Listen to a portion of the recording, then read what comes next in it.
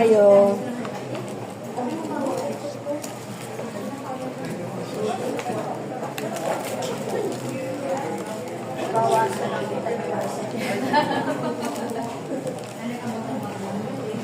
Set kayo para ano?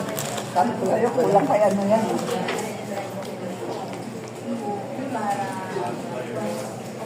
Para collab.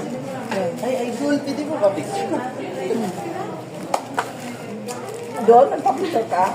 Hindi, sa inyo po, idol. Parang sa'yo to eh. Dapat sa'yo malaki. Sa akin na lang to. Dahil malaki ka.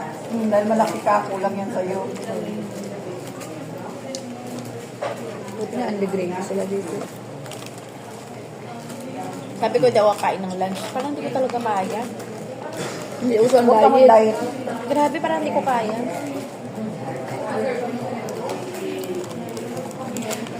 Ang walking naman, hindi para papayat. Maging healthy yung katawan. Kahit pa paano, yung kinakain mo, Na, maano ka lang. Hindi ka na ganun talaga tataba. Parang ganon.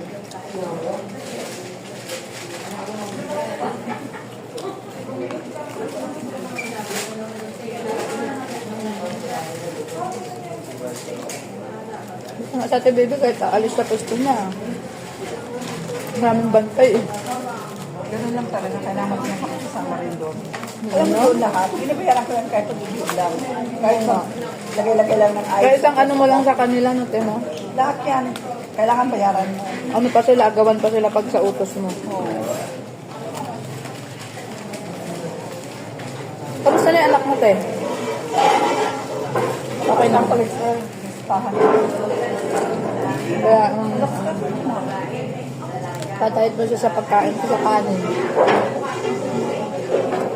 Kasi ilang taon pa lang sa'yo, yung laki niya na, no? Malaki pa yung sa'yo. Pero ang ganda ng boses.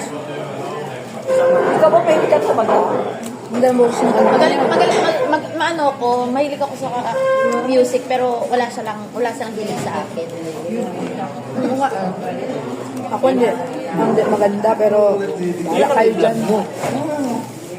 Baligsahan. Tayo. Ipapahiya ko pa sarili ko. Ako, at least daming sumisikip ng ano, daming viewers na ngayon. Kami, wala kami pakalim. Bala kayo, pangit ang boses namin, magustuhan nyo, hindi. Tapos nag-enjoy kami, kumakanta. Napanood mo yung sa amin ni Mads. Si Mads lang ang magaling kumanta.